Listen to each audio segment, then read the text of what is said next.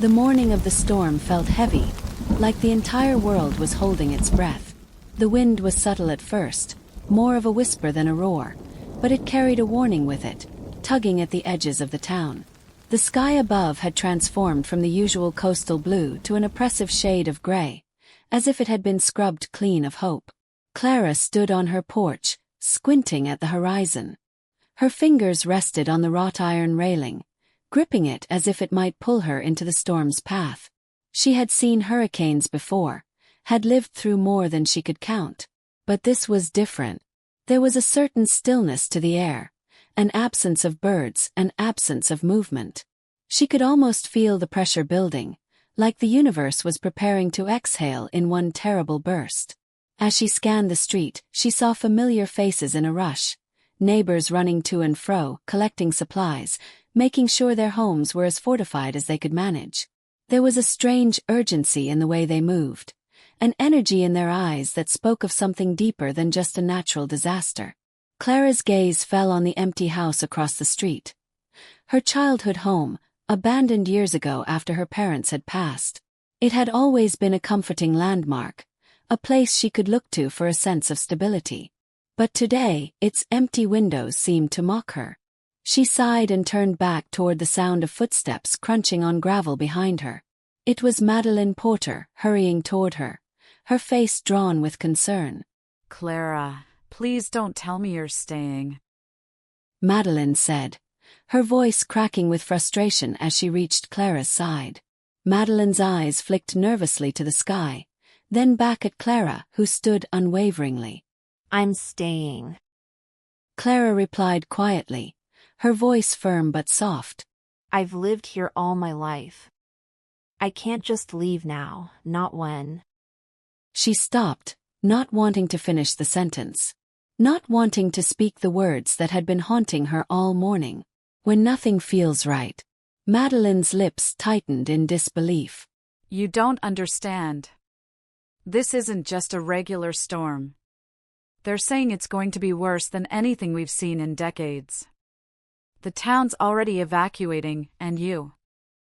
She trailed off, shaking her head. "You know the risks." Clara nodded slowly, turning her gaze back to the horizon. She saw the outline of the beach, the waves crashing higher than normal.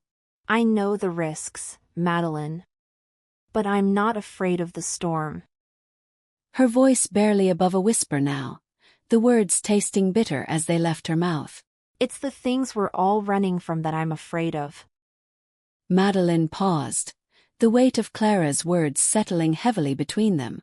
But before either could speak further, a voice broke the tense silence. "Clara!" It was Ben, her brother.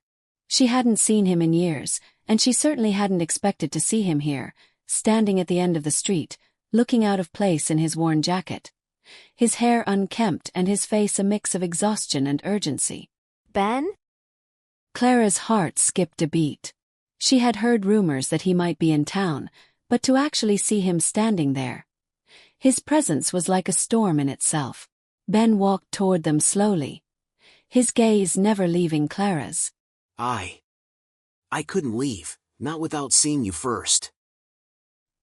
He was a man out of sync with the rest of the town, a man whose return after years of absence stirred the air like a forgotten wound reopening. Madeline looked from Ben to Clara, the confusion and unease spreading across her features. She had known Ben once when they were all younger, before he'd disappeared without a trace, leaving only questions in his wake. "What's going on, Ben?" Madeline asked, her voice tight like she was bracing herself for bad news. Ben didn't answer immediately. Instead, he took a step closer to Clara, eyes searching her face for something. For forgiveness, maybe. For something long lost. Finally, his voice broke the silence, hoarse and unsure. "I need to talk to you, Clara. It's important." Clara swallowed, feeling a knot form in her throat. "Not now," she said, her eyes flicking nervously to the sky. The clouds were darkening rapidly, the wind picking up, sending small debris tumbling down the street. There was no more time for avoidance. But Ben shook his head.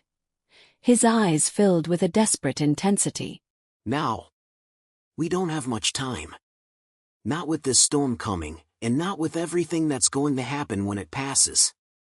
Clara felt a chill run down her spine, a coldness that wasn't entirely from the weather. Clara. Ben said again, his voice shaking. There are things you don't know about why I left. Things I've kept hidden for a long time. And now it's all going to come out. You need to be ready for what happens next. At that moment, Clara could feel the ground beneath her tremble as if the world was shifting. Madeline stood frozen, staring between them, as the unspoken words hung thick in the air. Clara's thoughts raced. Things. What things?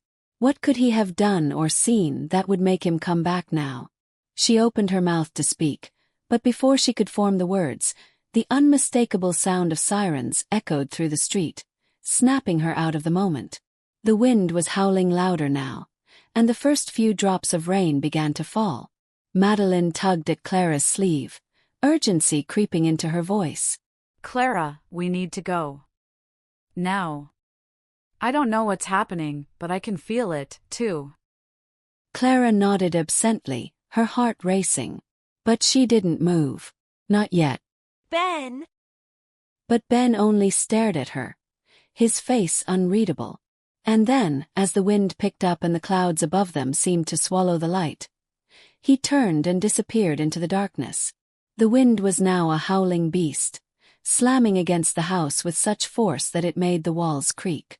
The storm had arrived in full force, and there was nothing left to do but wait. The group huddled together in the living room of Madeline's house, which, despite its warmth and familiarity, felt foreign now. The shadows cast by the flickering candlelight stretched long and strange, and the air inside seemed charged with something unspoken. Madeline had insisted on preparing the house as best she could. Her husband, Tom, was pacing, his brow furrowed with worry. He had always been the practical one, level-headed, the kind of man who could carry a plan in his back pocket. But tonight that composure had cracked. How bad is it going to get, Tom? We'll be fine here, but the town isn't prepared for this. If we don't lose power, the surge might. He stopped himself, running a hand through his hair, as if trying to push away the worst of the thoughts. The room was quiet for a moment, save for the crackling of the candles. Everyone could feel it, the tension that hung like smoke in the air. They were stuck together, and the storm wasn't the only thing that threatened to tear them apart.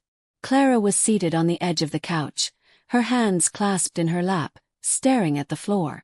The past few hours had been like a slow unraveling of everything she had tried to keep buried.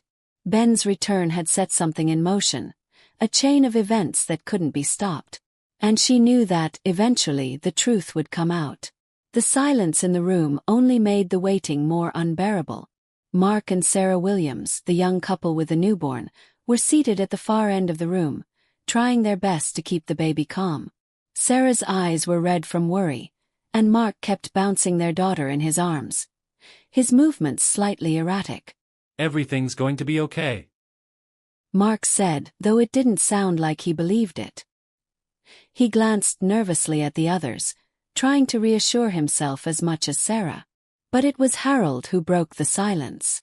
The old widower who had been quiet all evening, sitting in the armchair by the window, suddenly spoke up in a gravelly voice. How long have we been running from the truth? He asked, his eyes fixed on Clara. Seems like some things you can't outrun, even when you think you've buried them deep.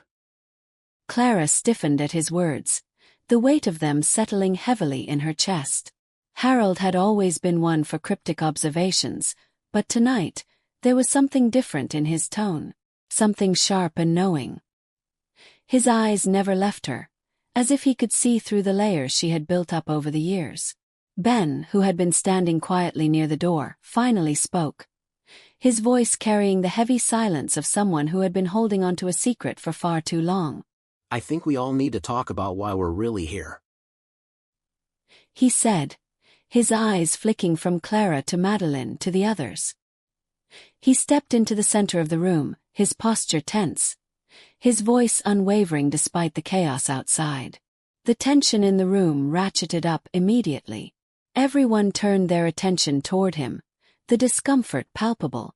It was one thing to ride out a storm. It was another to face the storm inside. Clara's heart raced. She knew what Ben was about to say would shatter whatever fragile peace they had left. Madeline stood up abruptly, shaking her head. No, Ben. Not now. Not here.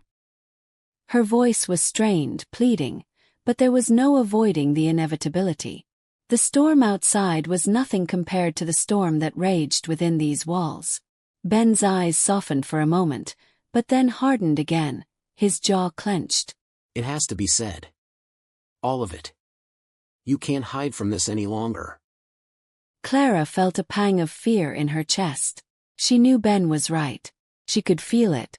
The truth was like a dormant volcano, quiet for now but about to erupt. Tom stepped forward, his voice forceful. We don't have time for this, he said, his eyes flicking nervously to the windows as the storm outside intensified. The house won't hold if the surge comes in. We need to stay focused. The storm is our priority. But it was too late. The crack in the dam had already appeared. Ben had already started something that couldn't be undone. Clara stood up slowly, her breath shaky, and turned to face the group. Ben's right.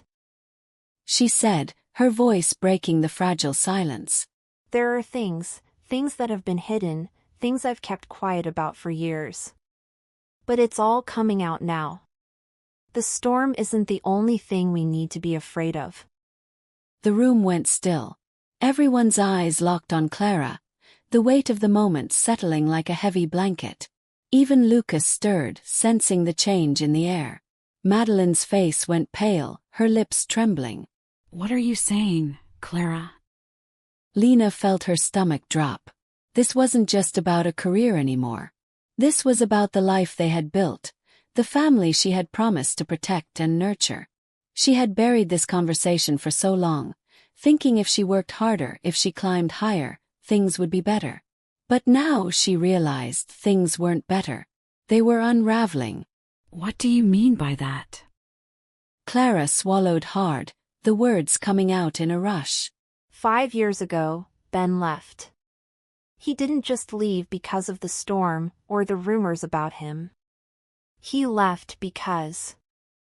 She paused, trying to steady her breath, trying to gather the strength to finish. Because he and we... The room seemed to hold its breath, waiting for her to speak. The truth hung in the air, a heavy, suffocating thing. And just as Clara was about to utter the words that would change everything, the wind outside shrieked, louder than ever, and a deafening crash sounded from the roof. The house shook violently, and the lights flickered. For a moment, it seemed like the entire world had been torn apart. The group jumped back, startled, as the wind rattled the windows and the storm reached its peak. Clara stood frozen, her words hanging in the air like a storm cloud, unable to be released. The tension had reached its breaking point, and there was no turning back. The storm had swallowed the town whole by now. The wind howled outside, shaking the house to its very foundations. The rain beat against the windows with such intensity that it sounded like a barrage of bullets. The storm was no longer just a weather event. It was the final metaphor for the chaos inside the house. Inside Madeline's living room, the tension was so thick that it could be sliced with a knife. The flickering candlelight danced eerily on the walls, casting shadows that seemed to shift and move like the ghosts of the past. Clara stood in the center of the room, her heart pounding as she faced the gathered group. The storm outside seemed like a distant thing now, powerless compared to the storm inside her. Ben, her brother, was pacing near the door, his face a mixture of determination and desperation. We need to get this out in the open, Ben said, his voice tight with urgency. There's no more running from it. Not with the storm raging like this, not with what we've kept hidden for so long. Clara's mouth went dry.